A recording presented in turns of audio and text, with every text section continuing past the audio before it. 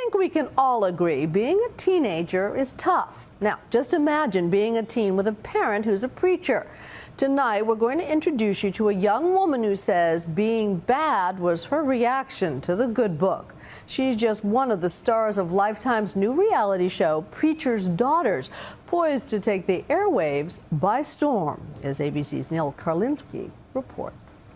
If you think following the seemingly humdrum life of church-going families wouldn't quite hit the mark for a reality show, you serve the God of gods. Your faith in television is about to be tested. Look at the decision you just made. As a Christian young lady, that's not the decision you would make. Preacher's Daughters, the real and at times jarringly lustful stories of three young women and their pastor parents' struggles to rein them in. You need to focus on school. That's what you need to do. I've been focusing on school and liking boys at the same time. There's no big difference.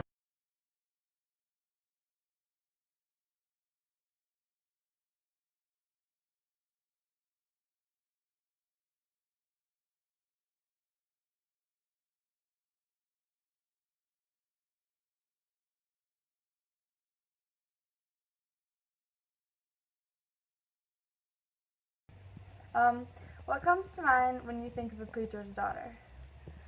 I would have to say somebody who kind of like lets go when they get the chance because they've been cooped up their whole lives, like sheltered, and they haven't been able to make their own decisions. So.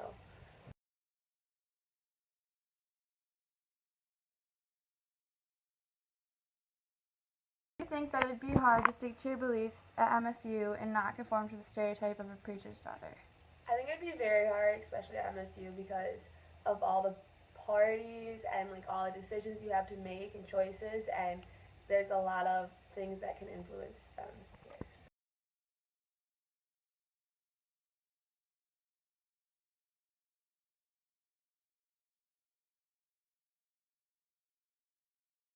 You know what I mean, the way a girl gets when she turns 17, kind of crazy.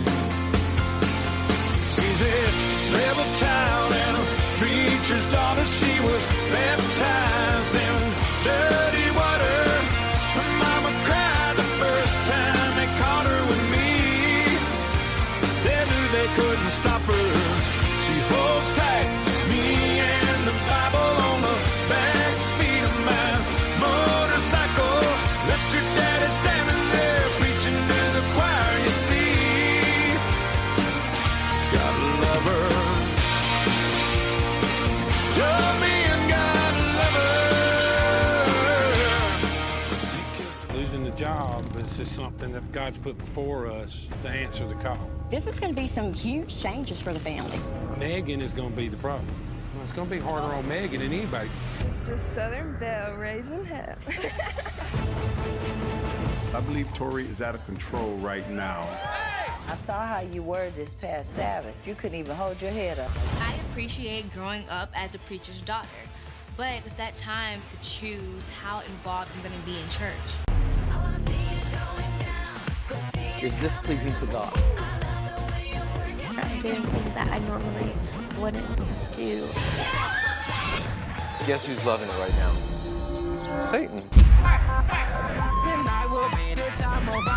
It's supposed to be God's house, not the devil's house. I'm sorry, but I don't care.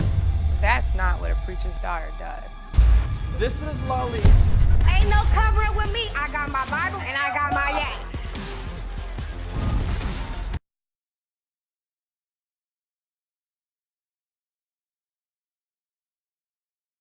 I believe that this stereotype of a preacher's daughter exists in the first place because preachers' kids are put on a pedestal to act a certain way.